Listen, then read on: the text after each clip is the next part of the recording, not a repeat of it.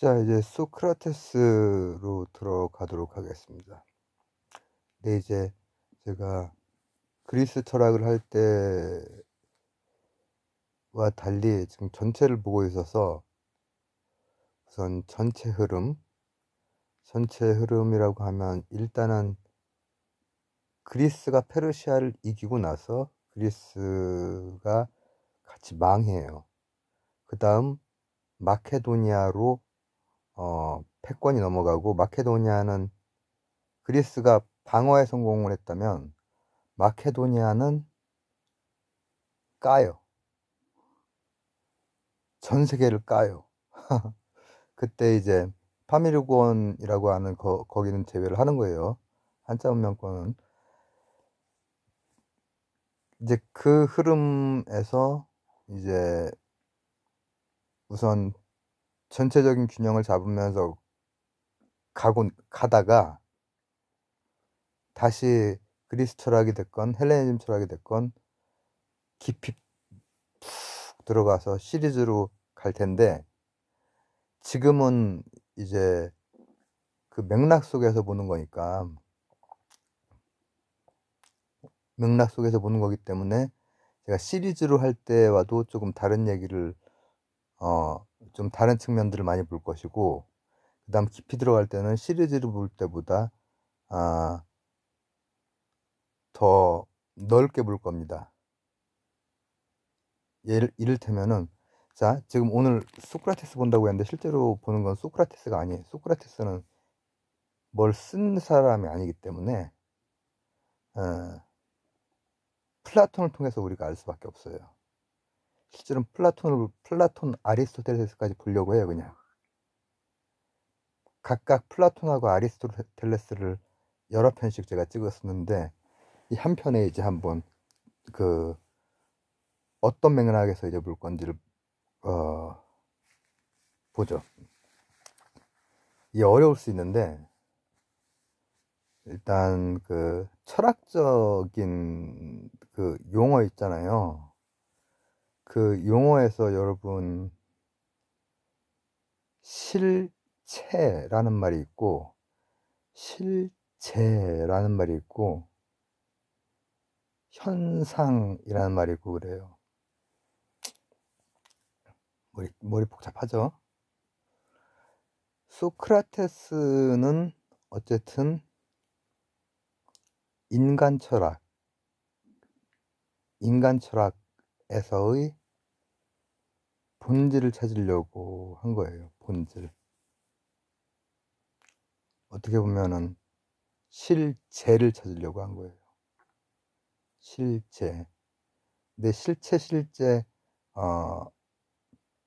현상, 형상, 이런 것들에 대해서는 지금 일단은 그리스 철학 그거 재생 목록했으니까 그거를 조금 활용하시면 좋을 것 같고, 영어를 쓰면 더 쉬울 것 같아. 제가 좀 크게 보려고 하는 거는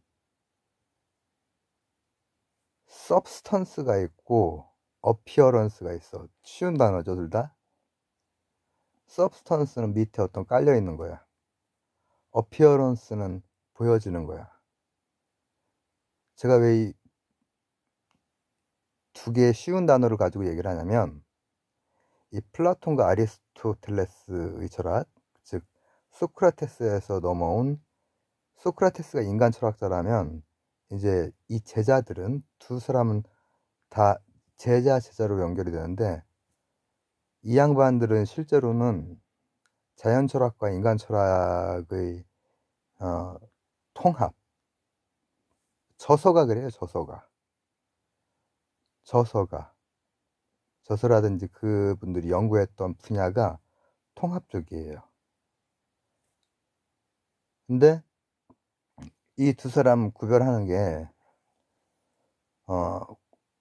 중고등학교 교과서, 그리고 교양서적, 이런 걸로 우리가 대충 구별은 하죠. 이데아라고 하는 거 우리가 알고 있고, 그 다음 이 아리스토텔레스는 플라톤을 이어받긴 받지만은 이제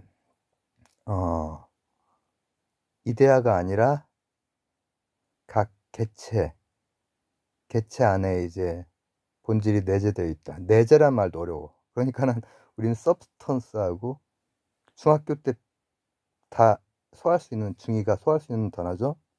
서브스턴스, 밑에 놓인 어떤 것이랑 어피어런스는 드러나는 거. 이것만 가지고 소크라테스로 묶일 수도 있는 묶여 마땅한 제자들이니까. 왜냐하면 소크라테스의 그 본질주의, 그리고 삼파술 변증법이 이제 되는, 그게 아니었으면 두 사람은 나오지 않았죠. 진짜 거인은 이제 소크라테스 재미난 얘기 많은데 나중에 한번 그 깊이 더 들어가 보도록 하고, 나중에 들어갈 때는 이제 현대 철학이라든지 다른 것들하고도 동서고금 총행무진 한번 이제 가보려고 하는데, 자, 플라톤이 볼 때는 진짜 중요한 것, 본질은 어피어런스와는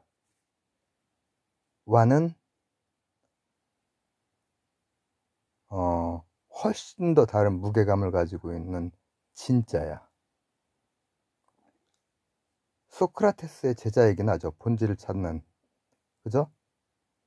근데 이분의 관심도 기하학도 관심이 많았잖아. 그리고 뭐 인간 철학이 됐건 사회과학이 됐건 그런 분야에 대해서도 다 한마디씩 해놨잖아요. 아리스토텔레스쯤 되면은 이제 진짜 거의 현대적인 분과들이 다 나뉘는, 거기에서 다 원형을 찾을 수 있을 정도로 그렇게 나눈 사람이고. 근데 두 사람은 굉장히 다르거든요. 굉장히 다르기 때문에 중세에도 플라톤과 아리스토텔레스의 그 위치는 늘 뭐라고 하면 좋을까, 아리스토텔레스는 늘 위태위태했지. 자, 자연 철학까지 내용적으로 다르다라는 걸 넘어서서 이데아라고 하는 거 있잖아요. 이데아라고 하는 것은 본질적인 거야. 그래서 어피어런스 가지고 이데아로 들어갈 수 있는 관문 될 수, 어떤 뭐라고 하면 좋을까, 입구는 될 수 있지만 이데아 자체가 아니야. 뭐가 기억나면, 내가 지금 뭐 좀 떠올려 보라고 이렇게 계속 얘기를 하는 걸까? 자연 철학자들이 계속 가시적인 것 너머에 가치적인 걸 찾았잖아요. 가시적이라고 우리가 표현하는 것은 꼭 눈만 얘기하는 건 아니고, 눈이건 귀건 코, 입이, 뭐 이 감각 있죠. 감각이 우리를 속인단 말이지. 속이기도 한단 말이지. 아무리 봐도 땅은 평평해. 아무리 봐도 이게 이 땅이 둥글 거라는 생각을 우리 지금은 하지. 근데 고대에 하기 어려운데, 고대에도 이미 땅이 둥글다고 생각한 사람도 있고 원통형이라고 생각한 사람도 있어. 다르게 생각했던 사람들도 있어. 그건 뭐냐 하면은, 가시적인 거 넘어서 가지적으로 다른 것들 다 논리적으로 질서정연하게 정리해 보면은 땅이 평평할 수가 없는 거야. 이렇게 다른 것까지 다 합해서 보면은. 그러니까 가시적인 거에 머무르면은 아르케를 찾지 못해. 자연이건 인간이건 아르케에 닿지 못해. 근데 아르케, 이데아, 실제 다 조금씩 달라요. 그리고 뭐, 나중에 나올 그 여러 철학 용어들, 뭐 그 자이스트, 발음이 가이스라고 하나?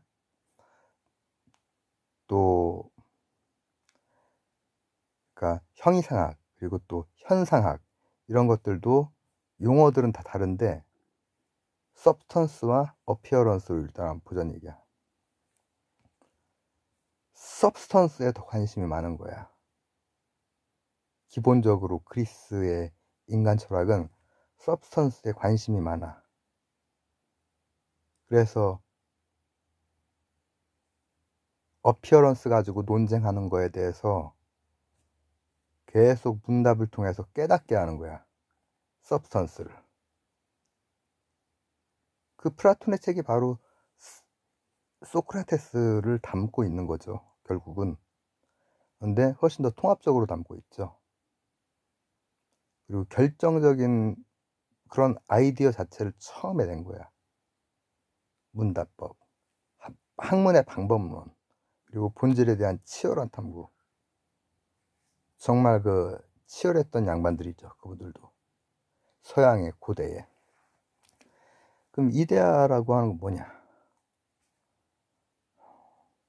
이데아를 이제 가장 설명하기 쉬운 건 기하학이에요, 기하학. 기하학인데, 자, 태초에 가장 빨랐던 문명이라고 할 수 있는 요 오리엔트, 이집트와 메소포타미아, 직각을 다 세웠죠, 직각을. 건축하는데 그거 한 12,000년 전에도 건축이 되었으니까 벌써요. 예리코 같은데. 근데 이제 제대로 이제 어떤 왕국, 제국으로서 더 높은 수준의 문명까지 가는 곳이 이제 오리엔트인데, 직각을 세워. 그래서 비율을 정수배로 뭐 4, 3, 5 이렇게 맞춰서 직각을 세우는 거야. 그죠? 그러면 이제 피타고라스 정리, 그걸 일반화한 게 요 동네에서 이제 여기 다 있었어요. 기록이 거기는 옛날부터 있으니까 다 남아있, 파피루스하고 점토판에 남아있단 말이에요. 근데 그걸 일반화한 게 A제곱, B제곱, C제곱 이렇게 일반화를 했잖아. 그래서 우리가 실용적으로 이거 세우다 보니까 기하학이 발달했는데, 발달을 하다 보니까 어떤 직각도 완전 정확하게 직각이 되지 않죠.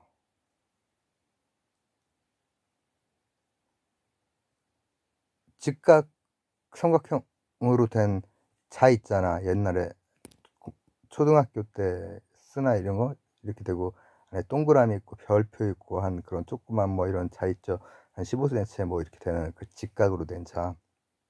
피타고라스 정리를 만족하는 자직이니까. 근데 그런 자가 아주 나노 수준, 우리가 측정할 수 있는 게 실제로는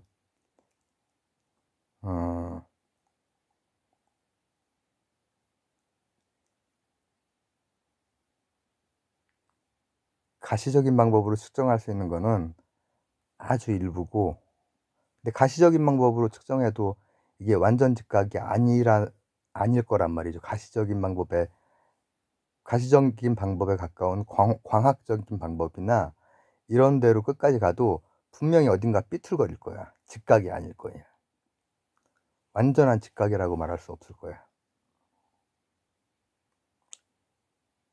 그 기계 주형으로 찍어냈을 텐데 완전한 직각에서 약간씩의 오차가 있을 거 아니에요. 그죠? 근데 이렇게 생각할 수 있겠지. 끝까지 가면 직각이지. 기술을 끝까지 가면 직각이 나오지 않겠어? 이렇게 생각해 볼 수 있잖아요. 지금 좀 약간 현대물리로 가고 있습니다.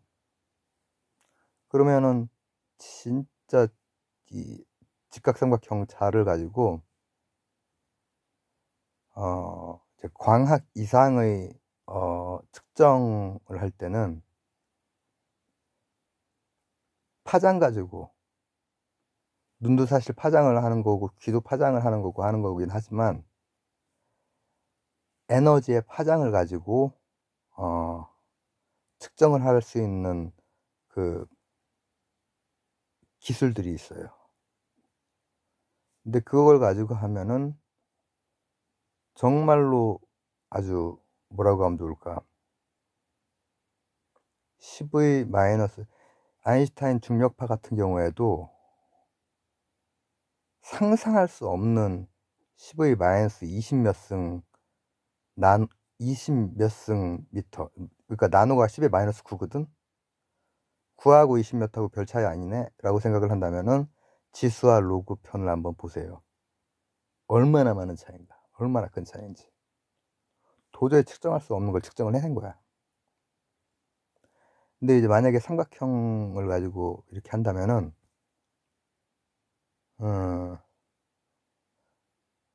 물질파라고 하는 것도 있거든요. 얘네가 아무리 잘 만들어졌어도 얘네 끝부분에 어쨌든 간에 입자로 이루어져 있을 거 아니야. 그런데 그 입자는 직각의 형태로 고정되어 있을 수가 없단 말이에요. 입자는 물질로서의 맥동을 가지고 있기 때문에 제대로 탁 고정해서 직각이 되어 있을 수가 없어요. 그게 우리가 맞부닥친, 현대과학이 맞부닥친 그 뭐라고 하면 좋을까, 한계예요. 원칙적으로 양자역학. 자, 이제 다시 한번 볼게요. 플라톤의 그 사상은 소크라테스의 본질주의, 변증법 같은 방법론이라든지 탐구정신을 받아들이면서 자연철학까지도 가져온 거야. 자연철학에서 가시적인 거 너머의 것을 생각을 하는데, 이 사람이 현대 물리를 알았을 리는 없지만 완전한 직각 삼각형은 어떻게도 그릴 수도 만들 수도 없다라고 하는, 우리가 지금 제가 좀 과학적인 거, 현대물리적인 것까지 가긴 갔지만 상식적으로 생각을 해봐도 많이 확대하면은 조금이라도 삐뚤어져 가지고 직각이 안 될 것 같잖아, 그죠? 근데 우리 머릿속에는 완전한 직각을 생각할 수 있죠. 관념 속에는. 그게 밑바닥에 깔려있는 서브스턴스라는 거야. 어피어런스, 직각삼각형을 보고 어피어런스로 나타나는 직각삼각형 비스무리한 것을 보고, 직각 세우는 과정을 보고, 건물 세울 때, 또 수심 측정할 때 이런 걸 보고 머릿속으로는 저거보다 훨씬 더 깔끔한 걸 생각해낼 수 있다는 거예요. 그리고 그게 실체라는 거야. 플라톤의 개념은 이제 실체예요, 실체. 그리고 드러나는 건 형상이야, 형상. 이 직각 삼각형으로 뭐가 드러났다 그럼 그건 형상이라고 해. 실체와 형상. 근데 뭐가 어피어런스고 뭐가 서브스턴스에 가깝겠어요. 이 용어는 지금 쉬운 영어라서 딱 들어맞는 건 아니에요, 사실. 이게 나중에도 계속 쓰이고, 중세에도 유명론도 그거거든. 이름만 있는 거냐 실체가 있는 거냐. 실제론에도 뭐 소박한 실제론도 있고 뭐도 있고 여러 가지가 있는데, 일단은 플라톤의 그 이상적인 사유는 정확하지, 사실. 기하학적인 어떤 진리도 머릿속을 벗어나는 순간 우리가 활용은 할 수 있지, 어느 정도. 실제에서 직각 세워가지고 직각에서 많이 벗어나면 무너지는 거고, 거의 직각에 가까우면은 안 무너지고, 그지?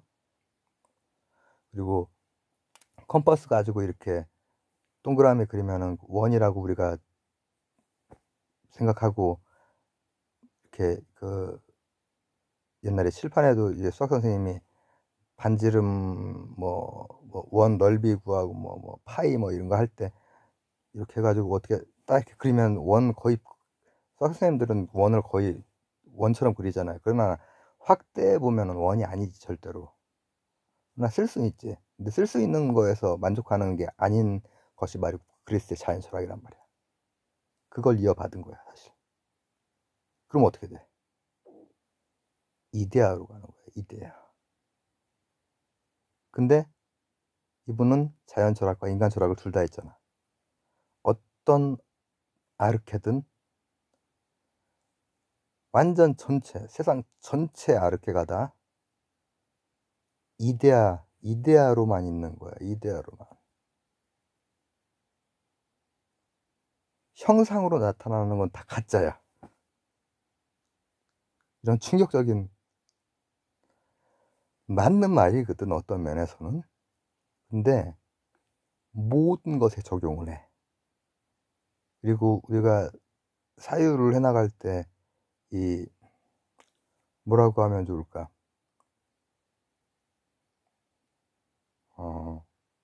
제대로 비판적으로 이제 해 나가다 보면은 플라톤에 대해서 계속해서 문제제기가 되어 왔고, 현대의 그 화이트헤드라고 하는 철학자는 이제 그거를 오류라고 봐. 플라톤적인 사유가 다 오류래. 잘못 놓여진 구체성의 오류.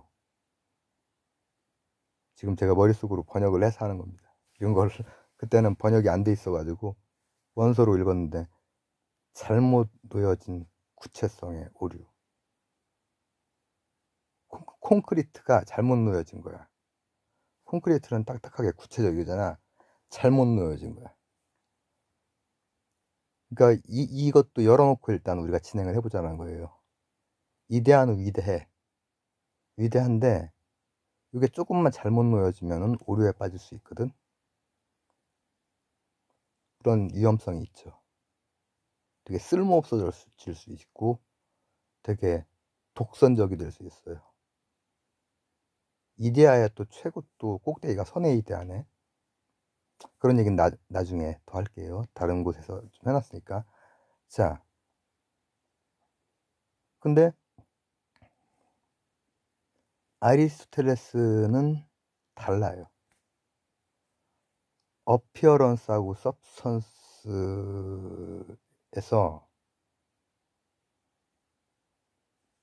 어피어런스에만 서브스턴스가 있어요. 형상. 그래서 아 선생님은 실체와 형상이 아니라 진료와 형상이라고 표현을 하는 이유가 바로 그거예요. 진료는 예를 들면은 뭐 이런 거, 이 머리카락이 만약에 진료가 뭐 단백질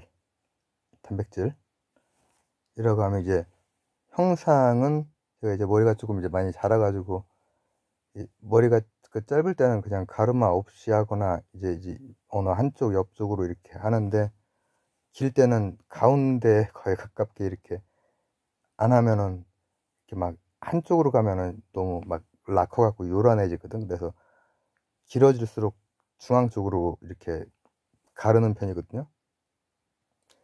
이러한 형상, 진료는 단백질, 그리고 형상은 이제 뭐 이런 좀 장발이죠, 그죠? 단발? 장발. 근데 그러면은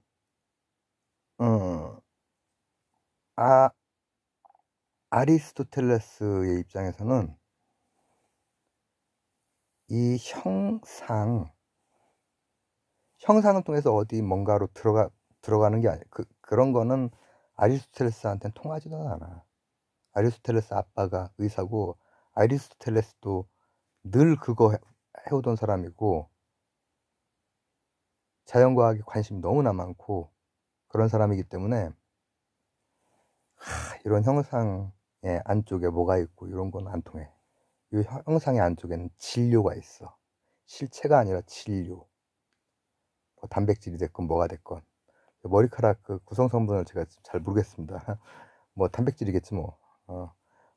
탄소 유기체니까 우리가 어떤 탄소 유기물로 이렇게 이루어져 있다라고 하는 것은 서브스턴스인데 실체가 아니라 진료의 위치를 갖게 되는 거야.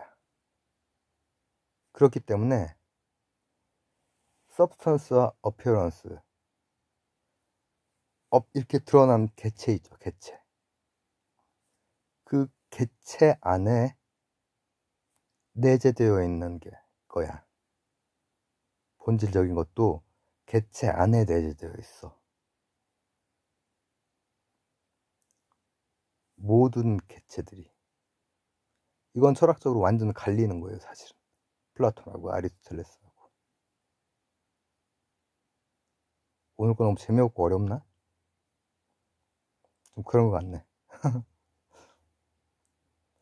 근데 이제 이 두 사람이 그리고 그 외에도 되게 많은 거 했죠. 많은 걸 했는데 오늘 이 두 개만 볼게요. Substance, Appearance. 왜냐면 이제 나중에 볼 때 좀 깊이 들어갈 때 지금 이렇게 쫙 가고 있는 그 역사의 흐름에서 잠깐 멈춰서 들어갈 때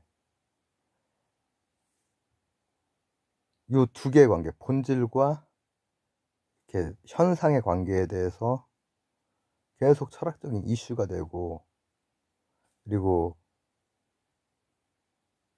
서양 철학뿐 아니야. 동양 철학의 이기론에 있어서도 본질과 현상에 대해서 계속해서 이기론이 하고 있는 게 바로 그거예요. 기가 바로 현상, 어피어런스는 기에서밖에 안 나오죠. 근데 태허일 때도 있고 객형일 때도 있어. 근데 동양은 무조건 우리나라 같은 주리론적인 성리학을 하는 곳도 들어가면은 기일원론적인 세계관이 깔려 있어요. 기일원론적인. 플라톤보다는 아리스토텔레스 쪽에 가까운 어피어런스에 대한 고게 깔려 있어요. 그리고 거기에 내재되어 있는 게 이예요. 이. 거기에 뭔가가 질서가 됐건 본질이 됐건 밑에 깔려있는 서브스턴스가 그게 바로 이예요. 이. 그거 되게 재미없다. 노동을 하느라고 하는데 나중에 이게 이제 그만큼 동서고금에 많이 쓰이게 될 그 부분이고, 우리가 어쨌든 한자 문명권의 사람들이고 하지만은 이미 사실은 그게 타자화되어 있어요. 서양 사람들이 동양 철학이나 불교 더 많이 알잖아. 더 많이 안다기보다 거기에서 연구된 거를 우리가 다시 역수입해서 이렇게 공부하고 막 한단 말이죠. 그렇기 때문에 그 그리스의 개념을 가지고 이거저거 살펴보면은 어떻게 보면 조금 더 뚜렷해져. 되게 막연한 이기론 같은 것도. 서브스턴스와 어피어런스 기억해 두세요. 나중에 진행할 테니까 진행시켜 하고 해야죠. 감사합니다.